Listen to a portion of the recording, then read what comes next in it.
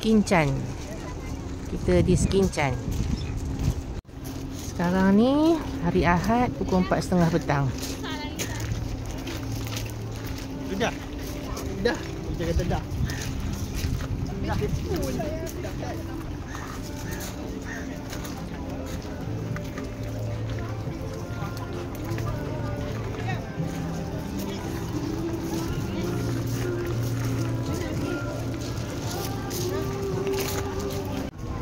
Tengok je apa menu yang ada.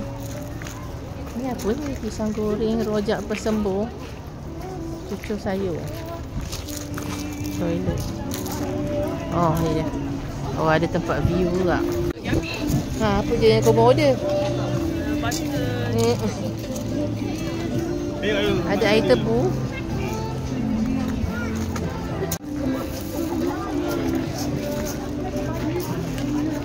Pancakes, cendol, ABC coffee, tea, refresh, main course. Oh ada spaghetti, cheesy chicken, laksa, Korean chicken, chicken chop. Okay. Air pun macam-macam. Okay, kita nak try cendol dengan kopi lah. Dapat view je.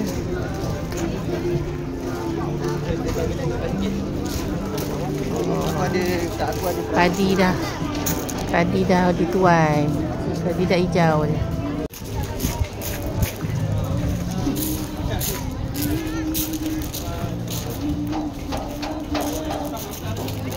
Yes, berangin. Ramai orang. Nak kena datang weekdays lah.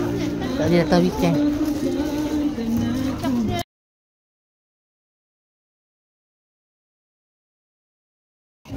Asalah kopi tu sedap ke tak? Review lah. Ni apa teh? Aisyah teh. Adam teh sedap? Boleh lah. Green tea kan. Jom. Sedap kopi dia? Rasa kopi. Rasa pisang je. Bismillah. Rasa kopi kampung. Kalau jom kopi sikit. Tak habis kacau. Tak habis kacau bawang. Tapi okey, sedap kopi dia. Tak rasa dia. Tahu dah. Boleh lah. Mana boleh lawan asal kita buat je. Okay, dah sampai. Celebrate birthday Yong. Yong, happy birthday Yong. Yang ke sweet 18.